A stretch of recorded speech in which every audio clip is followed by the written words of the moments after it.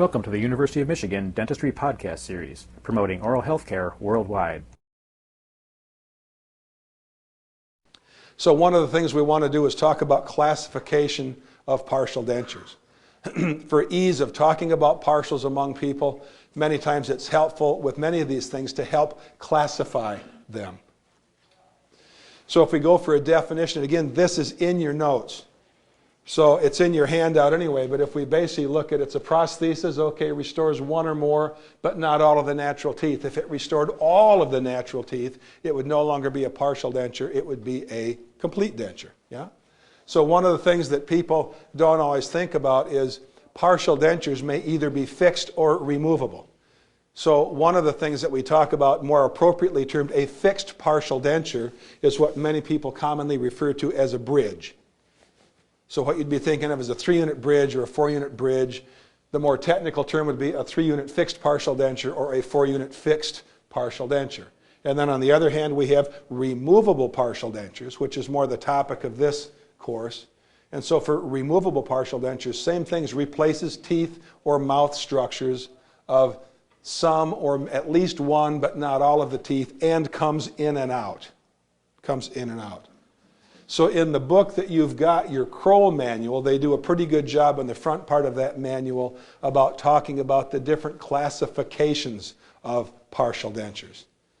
And so you've got the most common partials we do are class 1 or class 2 partials. And sometimes people confuse class 1 or class 2 because the class 1 is the more common. That's bilateral distal extension. Class 2 is unilateral distal extension. And so sometimes people think class 1, they think one side, and class 2, they think two sides. And so the class 1 is bilateral distal extension. Okay, class 2, unilateral distal extension. Class 3 can be either unilateral or bilateral. Okay, but the partial is bounded by teeth on all sides, so it's what we call a totally tooth-supported partial denture. So you're not counting on soft tissue to be the primary support in any area of a class 3 partial denture. Class 4 partial denture, typically single edentulous area that's at and crosses the midline. It's front teeth. So when we say a class 4 partial, we're talking about a partial that replaces front teeth with no other empty spaces. Okay?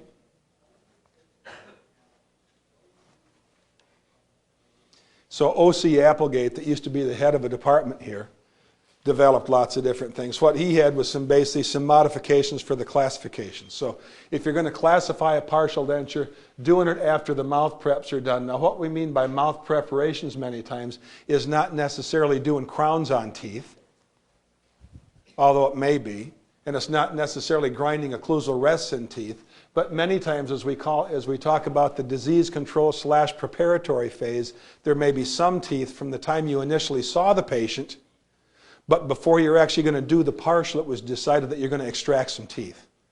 So you wait to classify what kind of a partial you're going to do until all the teeth that you know are going to come out are out. So what you're looking to do your partial classifications are on the teeth that are going to remain in conjunction with the partial. Sometimes you'll have edentulous areas in the posterior. Let's say on either or both sides you have a first molar in a patient. And if there's no plan whatsoever to put a second molar on that side for the patient, you don't count that as part of your partial denture classification. So typically if there's a side where there's a second molar that's not going to be replaced, you don't count that. Third molars don't count. And additional modification spaces, added edentulous areas, are talked about as either A or P, as an anterior extra edentulous space or a posterior extra edentulous space. Class 1 or 2 situations take precedence over class 4 situations and a class 3. So what basically Oliver Applegate was talking about was if there are any posterior edentulous spaces, that's the primary classification of the partial. If there happen to be a bunch of teeth missing in front, that would be an anterior modification of whatever the posterior edentulous space would dictate. And that's gone over in your books, and I don't want to dwell on that inordinately. So if we say here's a Kennedy classification, because when you look in your Kroll manual, they talk about Kennedy classifications and Applegate classifications. They're essentially interchangeable. So the Kennedy or Applegate class 1 is a bilateral distal extension. So what you've got here is an example of both a maxillary and a mandibular class 1 edentulous situation. So if you look at your mandibular arch, okay, what do we have here? It looks like basically second bicuspid through second bicuspid. And then bilateral distal extension. And this little diagram in the center demonstrates the anterior teeth would be present and the teeth in red pencil would illustrate the teeth that would be replaced on the partial denture. And on the other side of the screen, it just shows you a maxillary edentulous case. Again, class 1, in which we have bilateral distal extension. So that's your class 1. A class 2 unilateral distal extension. Now here again, you might say, gee, here's a unilateral distal extension, but we're missing a second molar over on the patient's left side. Again, if we have no intention whatsoever of replacing a tooth on this side, so the primary direct retainer is going to be this molar right here with an occlusal rest, a clasping arm, and a lingual reciprocal arm, and then our only edentulous area that's going to be treated is going to be this single side back here. So though there's a single tooth missing on the patient's left, this is still called a class 2 partial because it is a unilateral edentulous area, which is what we're going to treat. And here's a situation that we have teeth all the way back, but here's a class 2 lower partial denture in place. So class 2 is unilateral posterior edentulous space. What if we have modifications? Okay, if you look at the one over here, okay, we've got a posterior edentulous space that would be a class 1, and then we've got this modification space bounded by teeth over here. Okay, so it's a class 2P. And here's one over here, basically, where you've got a class 2A, because there's an anterior modification on it. So the posterior classification trumps the modification spaces. Okay? And so basically here you've got a class 2 partial denture in this case with both an anterior and a posterior modification space. Or the one drawn here just in the diagram, here's your posterior edentulous space, here's your class 2, okay, with an anterior and 2 posterior modifications. So a class 2A, 2P. And it's just a shorthand way of describing these partials. So you've got the class 3. The class 3 is completely supported by teeth all the way around. So here you've got an edentulous space here, but you've got a tooth in back to support things and in front. So it'd be something like this. So that's a unilateral class 3. You can also have a bilateral class 3 partial denture. Here's the one in the mouth. It shows you basically the edentulous space here. Here's the partial denture in place, replacing these teeth. So that's basically a unilateral class 3 partial denture. Same thing bilateral. So here you've got 2 long edentulous spans, but it's bounded by teeth all the way around. And you can have these either in the mandible or in the maxilla. You can see there's a torus midline up here, so they made a modification in the major connector going across here to avoid the torus. But again, if it's tooth supported everywhere, it's a class 3 partial denture. The class 4 has no other edentulous spaces except the anterior, typically which crosses the midline. And so here's your classic Kennedy or Applegate class 4 partial. Now many times on these you can see the silhouette of the partial denture in the mouth. As you may imagine, a lot of times depending on how many of these anterior teeth are missing, class 4 partials can be difficult to get great stability on because when the patient goes to bite into a double beef Whopper with cheese on this, and all that's trying to hold this thing in is the clasping on the posterior teeth, can you envision that these types of partials tend to tilt forward a little bit a lot of times? It's really difficult to stabilize them completely. And so these are situations in which if a person had the ability in these anterior areas to place 1 or 2 strategically placed implants, leave them at the gum line, and you could use those zest locator attachments just like you use on your mandibular 2 implant supported overdentures. If you basically had a zest locator implant in those areas, it aids these types of cases tremendously. So it's not that you're necessarily trying to make it an all fixed appliance, But even if it's still a removable appliance, a strategically placed implant can go a long way toward giving you incredible stability on these things. Can really help out a lot. We don't really do these anymore. They used to have these things called unilateral or Nesbitt bridges that were these little single teeth replacements. And once in a great while we have patients come in wearing these, or they've had one and it's broken a clasp and they say, can you make us another one? We don't make these things anymore for patients. Anybody got any idea why? What are we afraid of? Swallowing them or aspirating the darn things? And so, have they been made sometimes in the past? Yeah, they were. This is sort of, you know what the thing looks like. And I would not recommend making these because I'm too worried about the thing coming out and the patient either swallowing or aspirating it. So now that we've talked about the types of partial dentures, what are the different parts of a partial? Okay, you've basically got your major connector, your minor connector, a direct retainer, a base, replaced teeth, and indirect retainers for class 1 and 2 partials. So what do we look at for the different kinds of connectors? Again, this is all written down in your notes. So your major connector is basically just the big main connecting piece that ties all the different parts of the partial denture together. So if we look at mandibular major connectors, typically we think of either the lingual bar or the lingual plate. So this major connector is the thing that goes around and hooks all the other parts of the partial together. And one of the classic questions that is typically asked on exams, because it's also relevant, is how much room do you need between the lowest point of the free gingival margin and the floor of the mouth, okay, if you're considering using a lingual bar as the lower major connector.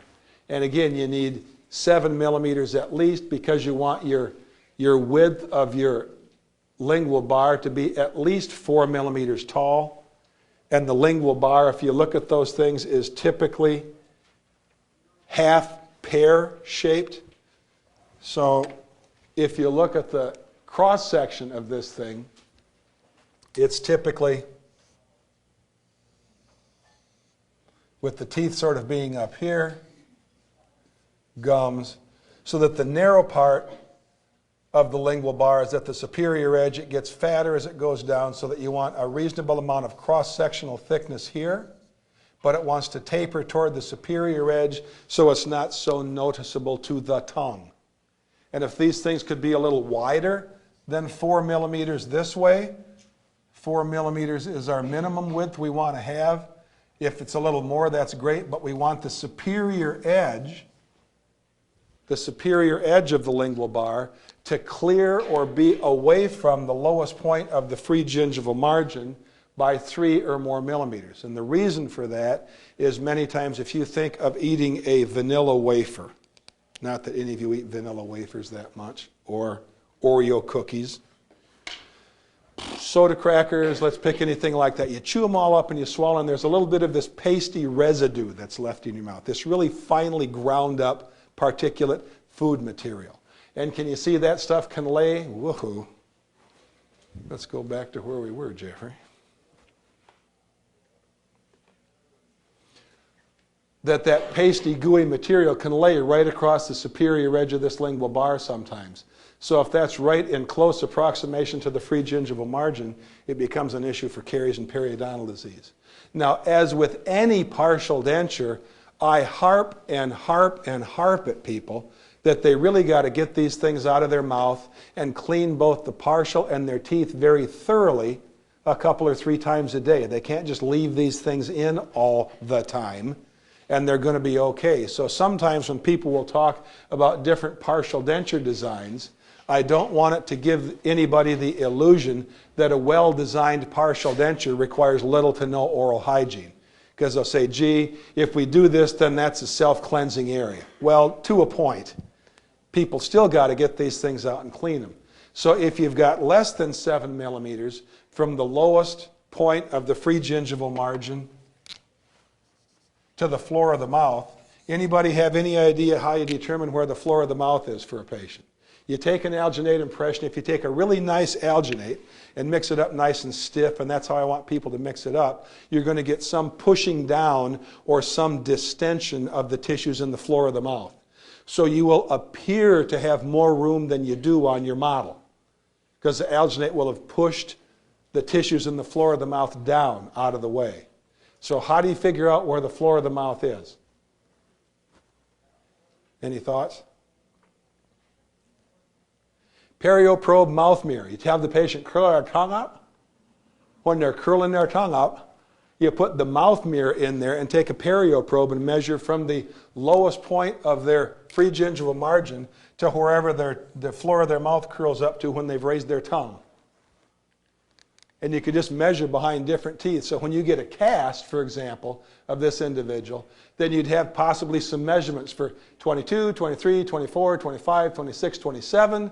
And next to each one of those numbers, those tooth numbers, you'd have a number that would read anywhere from 3 to 8 to 12 to whatever. So you can just measure the distance from the inferior portion of the free gingival margin to the floor of the mouth. How do you figure that out? Have the patient curl their tongue out and measure it. So if the floor of their mouth comes up a fair amount and you make this lingual bar too low in the mouth, what do you suppose is going to be the consequence of that after you deliver the partial? It's going to get sore, and it's going to get sore as hell. So now when you go to adjust this, do you suppose this is as easy to adjust as the flange of a denture is? No, it's real hard. Point two, if you grind on that very much and thin this out, now we're getting the deeper kimchi all the time, because what's going to happen if you start thinning this thing out from the bottom edge? It's going to get weak and it's going to flex. Okay? So that distance, whether you're going to use a lingual bar or a lingual plate for your major connector on a lower partial, is dependent on how much room you've got from the most inferior portion of the free gingiva to the floor of the mouth. If it's less than 7 millimeters, you go with the lingual plate, which typically crawls up the lingual surface of the teeth about 60%, 60 to 75%. So 2/3 to 3/4 from the gums up toward the incisal edge. And then it just goes beyond the gums by about 2 to 3 millimeters. So this tries to shield that area. Can Gradu and Schnook get up under there? Of course. And so patients have to get these things out and keep them clean.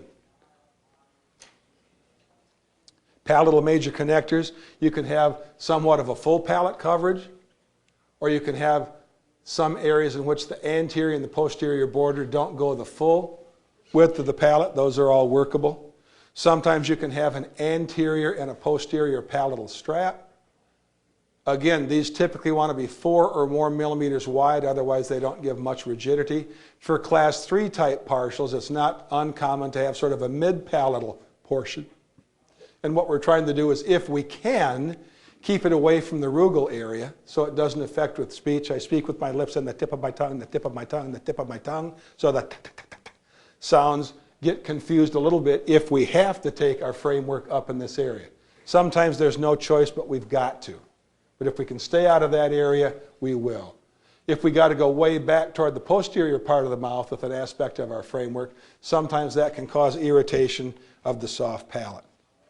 When they talk about different connector designs, in the old days they used to say, gee, we don't really recommend these because they're not rigid enough. Well, the design right here, many times if you have to make somewhat of a horseshoe-shaped palatal major connector, and especially if this area of the patient's mouth has a little bit of a deeper palatal vault, so that the curvature of here, or the shape of the major connector in this area, winds up being a compound curve. It curves not only this way, going around the arch, but it curves this way, because their arch is deep. So if you curve this way and this way both, you get a compound curve on the anterior part of this, and it may get fairly rigid for you.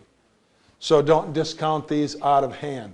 But sometimes these others, pretty thin palatal strap, pretty thin palatal straps. Many times if you're going to make it this thin AP, they're going to compensate by making it thicker. And if they make it thicker, it becomes very evident to your patient's tongues, and they don't like that so much. So when there's a choice, you tend to basically cover a little bit more palate, but keep the framework as thin as you can. So it has minimal thickness. Very occasionally and not often, you may use a labial bar. The only time labial bars are typically used is if we really need to do a partial denture. And this one isn't the best example that they made this, but we have some few in which a person has a class 3 jaw tendency and their lower teeth all seem to just lean lingually. You'll see some of these people that seem to have a big pronounced lower jaw. You look at their lower teeth and all their lower teeth that they've got remaining all just really lean in.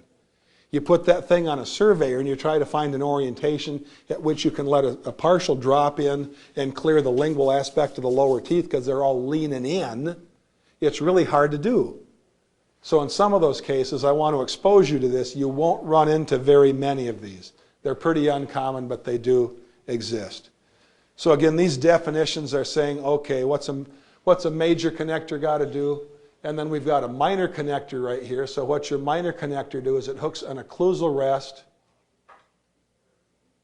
to the major connector or other components. Here are two minor connectors in a case where they've got occlusal rest. Sometimes in the Kroll manual, they draw lots of partials like this. Sometimes in these situations, myself, and this is personal preference, I will go ahead and run a lingual plate across some of these areas. Because I find many patients, when they've got these minor connectors going up, it feels fairly busy to their tongue. And their tongue sort of runs across there. There's just lots of stuff. The other thing is the ground up Oreos do a real nice job of laying in here. And they lay in here really good, and the ground up vanilla wafers. And so sometimes if I just cover that whole area with a lingual plate, so the lingual plate seals very nicely against the teeth up high, it may not go quite as deep into the vestibule, but it just shields that whole area. So there's a minor connector for some of those cases. Direct retainers. For a partial denture, the direct retainer is one of the main things that holds the partial in place. What's it consist of? It automatically consists of an occlusal rest, a reciprocal arm, and a retentive arm. So if we look at an occlusal rest on a tooth, when we're talking about these all the time, when you prepare an occlusal rest on a tooth, you want to carefully assess what is the opposing occlusion like. Have the patient bite together, assuming there are opposing teeth. How tight does the opposing cusp fit into the marginal ridge where you're planning on placing your occlusal rest? So sometimes students will just have the lower cast typically, or an upper cast, not articulated, and they don't have an opposing model. So when you're trying to make some determinations of occlusal rest preparation or how deep you might need to make these, a big consideration is how tightly does the opposing cusp fit up into that marginal ridge. There may be some instances, and when you articulate the models, the opposing cusp don't fit all that tight against this. So if you get a little bit of a positive rest, that's fine, but in those cases, you don't have to lower the marginal ridge all that much.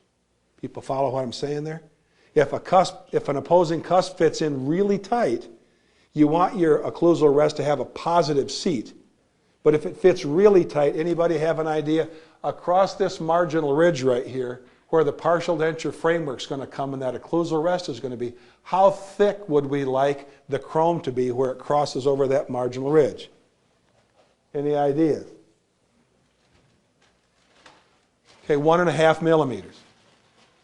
So a lot of times if the opposing occlusion fits in there really, really tight, and what happens not uncommonly is people get their partial denture framework back and they go to seat their framework and adjust the occlusion.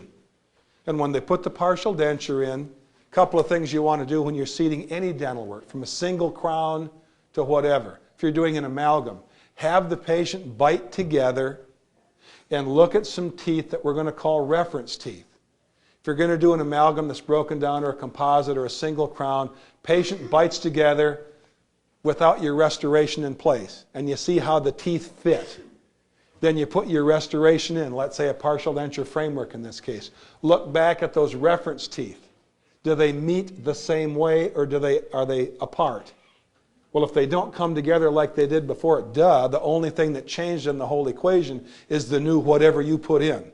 Amalgam, composite, single crown, whatever. So not uncommonly, we put a partial denture framework in, the teeth don't fit the same. You start marking the occlusion. Where does it get high? It gets high right over the marginal ridge. So then you get out your marking paper and you start wailing on the partial denture framework with a high-speed diamond. Cool. But at some point, we're going to start to make that occlusal rest area pretty thin where it crosses the marginal ridge. So if we get it a certain amount thin and then you get your partial delivered just after you graduate, this usually happens when you're about maybe April of your senior year, and so you deliver the partial and you say, yes, it was sweet. You should have said it was fabulous. So then the D3 behind you inherits the case. Like you may be inheriting some of the cases from the D4s. And about 4 months after the D4's out the door, then the occlusal rest breaks off.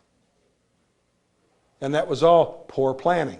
Let's say for the sake of argument, the tooth that you're going to go ahead and put the occlusal rest on happens to have a crown on it, an all gold crown. That's not uncommon at all. And the opposing cusp fits down into that marginal ridge really, really hard, really tight. What's one of the things you tell your patient before you start preparing the occlusal rest? Mr. Smith, we may make a hole in your crown preparing the occlusal rest. Now, if we do, we're going to go ahead and make the hole a little bigger, put a filling in it, basically prep it out for a class 1, put a class 1 amalgam in it, and then carve it out so we've got a nice positive occlusal rest.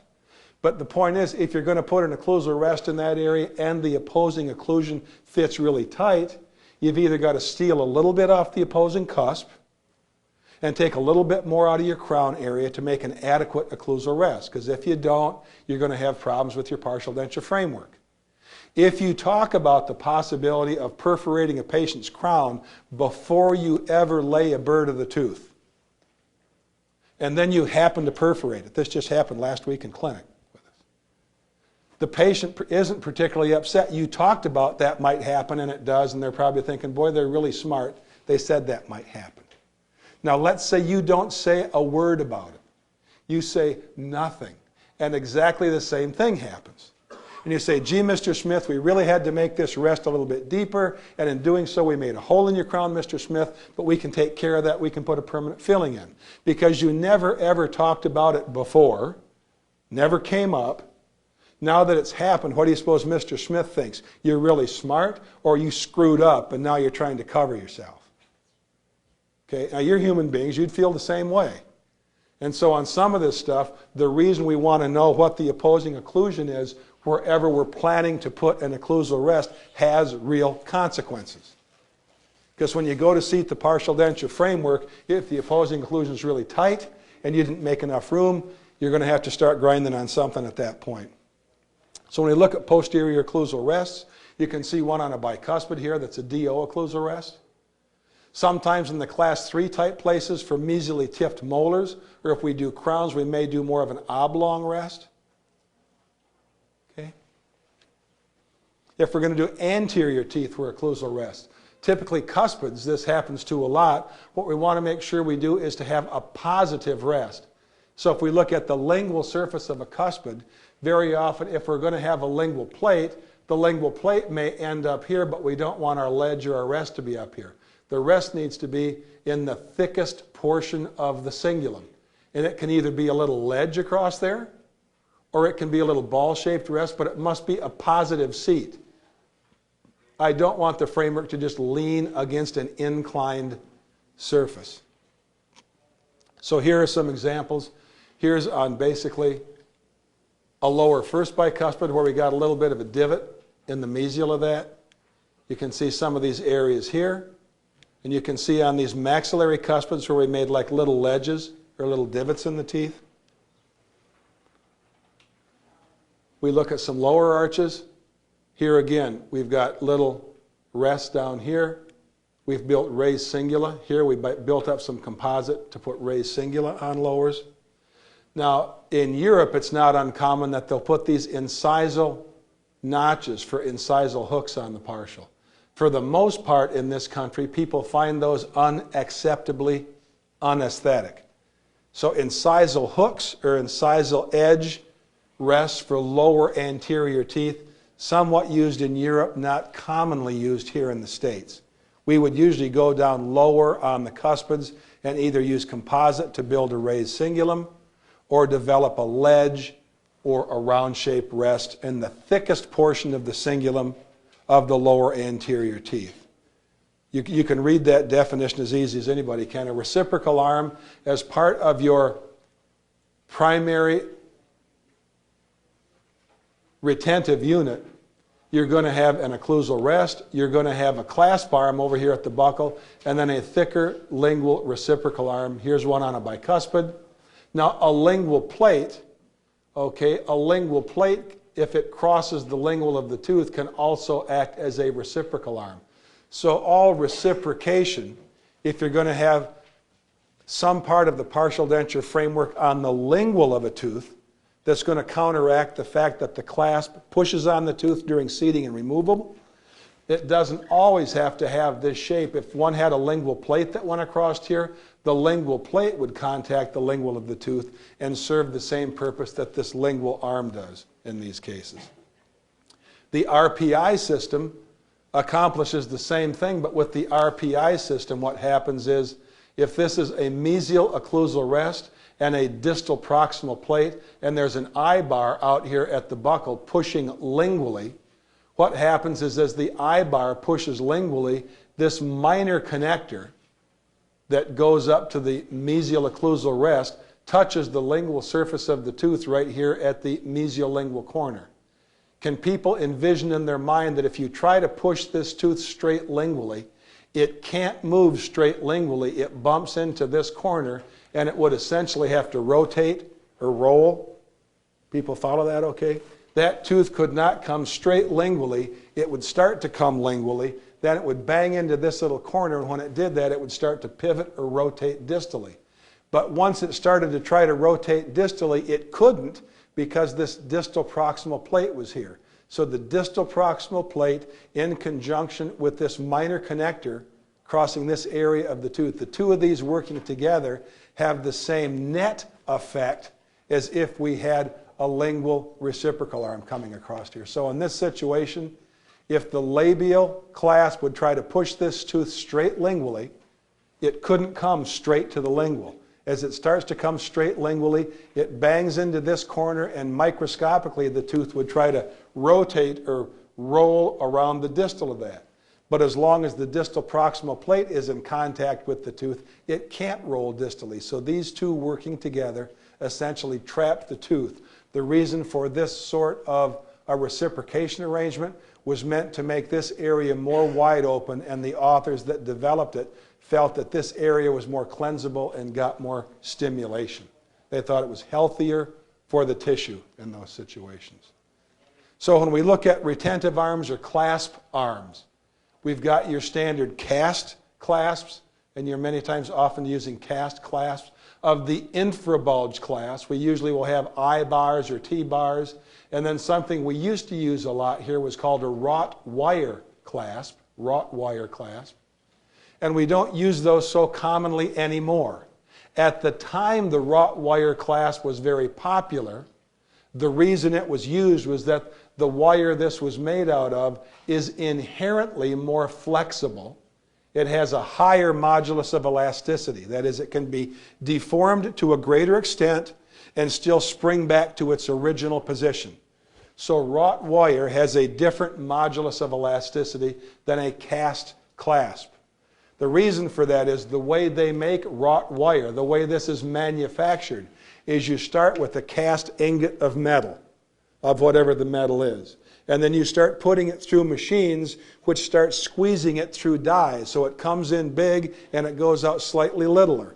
And then it goes to another die that's slightly littler yet. So they keep stretching this wire longitudinally, stretching it out, making it smaller and smaller until it gets to the desired diameter that they want. Now this whole process of stretching or drawing the wire has taken the molecular structure of the wire, because when these types of metals are cast, when they're just cast, the molecular structure is somewhat amorphous. It's all over the place. If they draw this thing longitudinally through many dies, what happens is the molecular structure of the wire gets more longitudinal. So the longitudinal nature of drawn wire makes the wire somewhat more flexible than the amorphous crystalline structure of cast metal. So the idea was, if we go ahead and take this drawn wire and we incorporate that into the partial denture, it'll take some of the stress off the teeth. So we won't stress the teeth so much. It'll be nice and flexible. The upshot was, as many times this stuff was too flexible because the wrought wire, when you come back and have a patient come back for post-insertion adjustments, the wire is sprung or bent out away from the tooth. So you get your 3-prong pliers and you bend it back in. And they come back a few weeks later and it's bent out again. And you get your 3-prong pliers and you bend it. You know where this is going and you bend it back in again. Now about the 6th or 9th time that happens, what do you suppose happens to your clasp? It breaks off. And so then you wind up doing some sort of a repair. The other thing that happens is any time a lab, the few labs that still use wrought wire, for them to incorporate this type of a clasp instead of this type of a clasp, they will charge you about $50 more per clasp for doing this. How come? What they used to do in the old days is they would just take a piece of that wire and they would embed the wire right into the wax up of the partial. And when they cast the chrome cobalt, they would just cast the chrome cobalt onto the tail of that wire, thereby capturing it. But what do you suppose happened? You remember we talked about when you make drawn wire, you pull it through dies and the crystalline structure becomes linear? What do you suppose happens to the linear structure of that wire if they, darn it, Jeffrey, you keep doing that. If they cast hot chrome cobalt to it right in that area, they get a recrystallization phenomena, where they almost but don't quite melt the wire. They heat it up enough so that the crystalline structure goes back to amorphous in that one area, the most critical area you could have it, right where it exits the framework. And so now after a few adjustments, what happens is the clasp breaks off right there. So what they should be doing, and this one demonstrates, is bending this wire in such a way that they bend the clasp, and then it comes down the framework and back here onto the meshwork. And what they do is they laser weld it back here, and they do get some recrystallization of the wire here. But in this area, it's all going to be encased in pink plastic. So the area where the recrystallization took place is protected from stress by the plastic that's processed here, so that here where it exits the plastic and the metal, it works fine. But it still, to me, is an inferior material because it doesn't stay in retention very well. And there's other ways you can design your partial to take the stress off the teeth.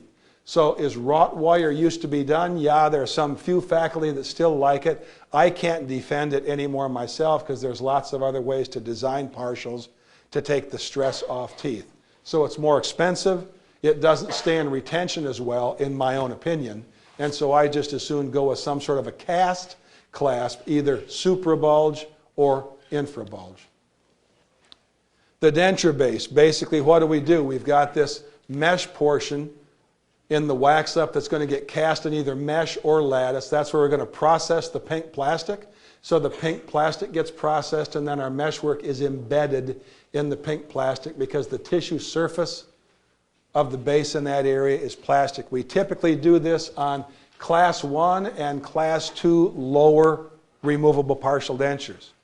The reason we do it on class 1 and class 2 lower removable partial dentures is we anticipate the gums back there are going to change over time. They're going to resorb. And so if I've got a plastic base in that area, I can take a reline impression and I can reline it.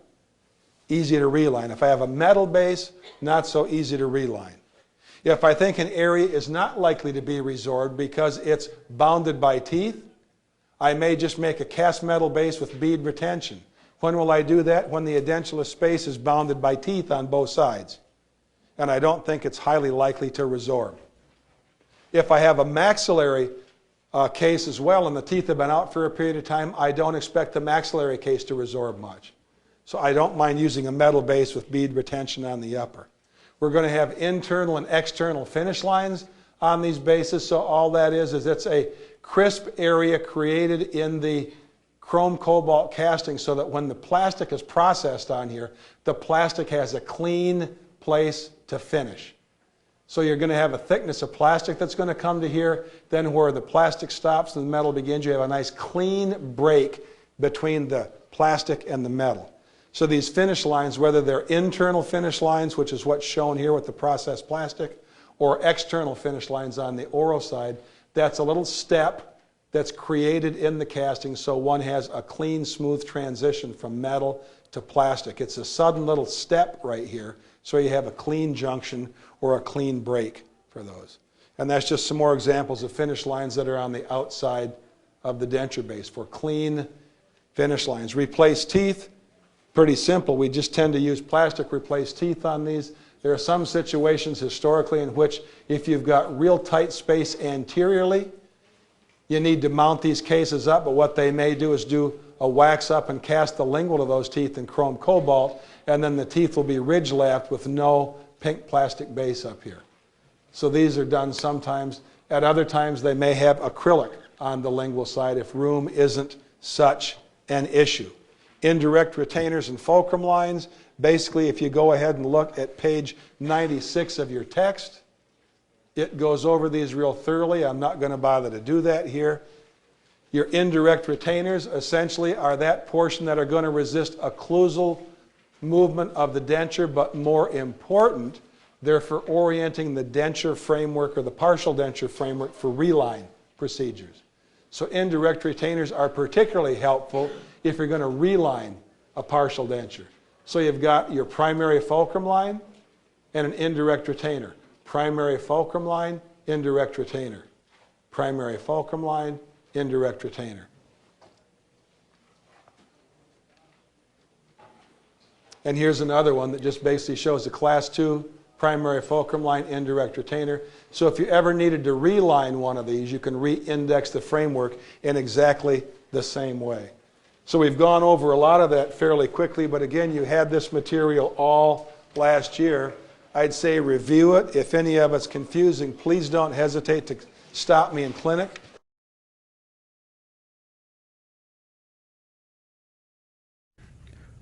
You've been listening to a presentation from the University of Michigan School of Dentistry, which is dedicated to supporting open learning and open educational resources. This recording is licensed under the Creative Commons. It may be reused and redistributed for nonprofit use.